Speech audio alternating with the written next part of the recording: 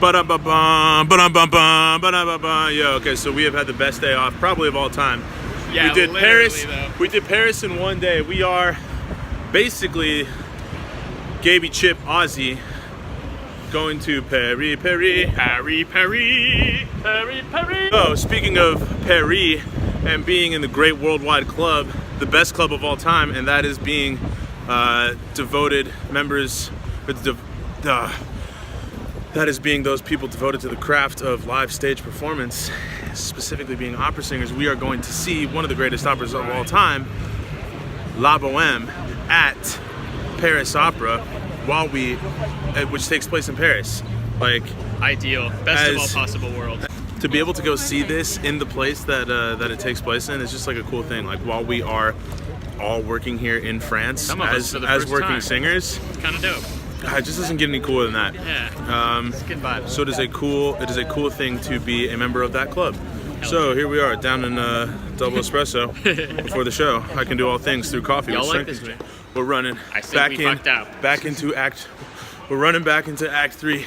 Listen, when they tell you that opera is dying and that nobody's going to see it, they are lying, because they don't want you to see that opera is packed. It's full of young people. We're in a 3,000 seat house and I am standing. We couldn't even steal a seat.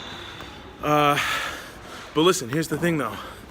We are disciples of the craft, and we are seeing one of the greatest operas ever written. It's supposed to take place in Paris and we're here in Paris. This particular production takes place in space, which is amazing. Okay, we're going in. Okay.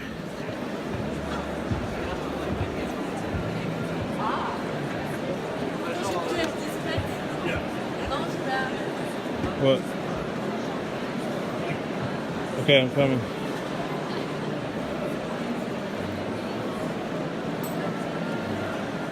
Okay, we made it inside. But here's the deal. Literally not a single person left their seats. And we are up in the nosebleed. Opera is not dead. Opera is very much alive. These people are not 100 years old. They're our age. This opera is fantastic. I mean, this poem, I should say, like, this adaptation of it is fantastic. Here's the deal. This is a huge house. A house singing takes big.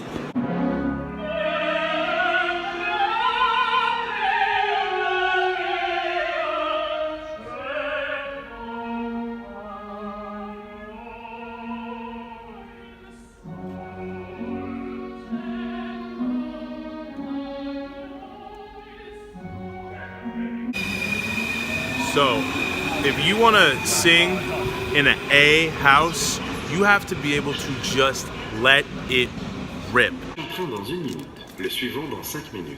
That's right. Exactly what I thought. Okay, I think that this production of Bohème was just absolutely perfect, because it pretty much was like a meditation on knowing that you're alive and that death is coming, and remembering how sweet life is for the entire time.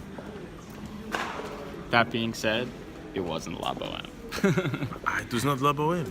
Maybe for some. For me, I have no standards. I'm trash. I liked it a lot. Opinions about the production aside, as disciples of the craft, I would say that it was an awesome lesson in the technical idea of open but closed, basically meaning, I don't know, how would you describe open but closed? Meaning the Marcello was always zipped up from top to bottom. Yeah. And always protected, but being ballsy and, like, you know, opening it up at the top and not not basically not sounding like super closed and woofy, like but also not being so open that, like, it's spread. It just sounds like you're yelling. Basically, like, when you hit that perfect sweet spot of open but closed, you don't have to push. You just have to stay on your breath and keep on phonating. And even in the very, very top, the nosebleed seats where we were sitting, you will still cut over the orchestra and fill the house. And I gotta say, like, when I say fill the house, I mean that, like, when the singer is on and it is open but closed, it is everywhere. It's like three-dimensional. It's perfect. It is amazing. And that is why, I mean, I'll tell you what, like, I think that's why people get addicted to going to the opera. And as a singer myself, it's like Will of Craft. That's why I love singing it. Because when you hit that sweet spot, oh my God, there's no feeling on earth like it. No feeling. Close. Okay, getting on the train, going back to Lille because we got to go back to work tomorrow. And I think we're gonna try and apply some of that open but closed, just like that Marcello. Believe that. We have mics though. Wait, where's Jack?